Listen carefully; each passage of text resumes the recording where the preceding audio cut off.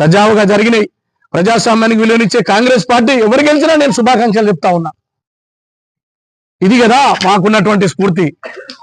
కానీ ఓడిపోతేనేమో అది కాంగ్రెస్ గుండాయుధం, గెలిచినటువంటిది ఏదో చెప్తున్నావు కదా 45% అని, ఇంకా 15% ఎడంగా వచ్చే సార్ మీకు ఎడంగా తెచ్చినావు. ఇవన్నీ కూడా అబద్ధాలని వెళ్ళవేసి ప్రజలలో సింపతేజ్ కొట్టాలంటే అది అయ్యే పని కాదు.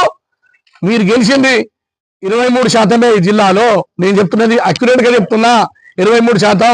మిగతా వామపక్షాలు కొన్ని, భారతీయ జనతా పార్టీ అన్ని కలిపితే మీరు 30% గెలిచిరు, మేము 70% గెలిచినాం. ఇండిపెండెంట్లు గెలిచిన వాటి వాళ్ళు, అదేవిధంగా రెబెల్ గా ఉన్న వాళ్ళంతా కూడా మా కాంగ్రెస్ పార్టీ నుంచే వచ్చింది. ఇంకా మేము గెలిచేది ఉండే, సరే కొంత సమన్వయ లోపం వల్ల జరిగింది. ఏది ఏమైనా భవిష్యత్తులో దీన్ని 2వ దఫాలో 3వ దఫాలో నేను ఖచ్చితంగా చెప్తున్నా 80 నుంచి 90% గెలవబోతున్నాం. నల్గొండ జిల్లాలో 80 నుంచి 90%. ఇంకా గట్టిగా పనిచేయాలని, ఆదమర్చి ఉండవద్దని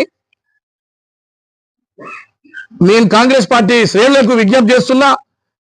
ఈ జిల్లాలో ఉన్నటువంటి ఎమ్మెల్యేలు కానీ, అదేవిధంగా సీనియర్ నాయకులు కానీ, మంత్రివర్గులు సంబంధించినటువంటి వెంకరెడ్డి గారు కానీ, అదేవిధంగా ఎంపీల యొక్క సలహాలు తీసుకొని ఎన్నికల్లో ఈ 2వ దఫా 3వ దఫా ఎన్నికల్లో విజయవంతం సాధించాలని కూడా ఈ సందర్భంగా మీకు మనవి చేస్తూ,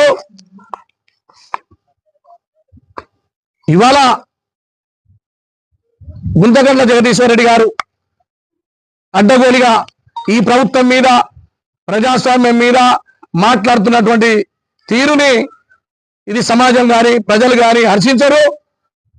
ఎందుకంటే రాజకీయాలని మలినం చేసినటువంటి బీఆర్ఎస్ పార్టీ తరఫున మీరు మాట్లాడితే ప్రజలు ఒప్పుకోరు. జగదీశ్వర్ రెడ్డి గారు, నేను ఈ సందర్భంగా ఒక సవాల్ ఇస్తున్నా. ఏ ఊర్లోనైనా, ఏ గ్రామానికైనా, ఏ పల్లెకైనా వస్తా, ఆ సవాల్ని స్వీకరించమని గుంతగండ్ల జగదీశ్వర్ రెడ్డి గారికి ఒక సవాల్ ఇస్తున్నా. మేము చేసినటువంటి అభివృద్ధి మీద, ఇవాళ అమలవుతున్నటువంటి ఏదైతే ప్రజలకు అందుతున్నటువంటి పథకాలు బాగున్నాయా, మీరు 10 సంవత్సరాల్లో సాగించిన దుర్మార్గం అరాచకం బాగుందా, ఆ చర్చకు నేను సిద్ధం.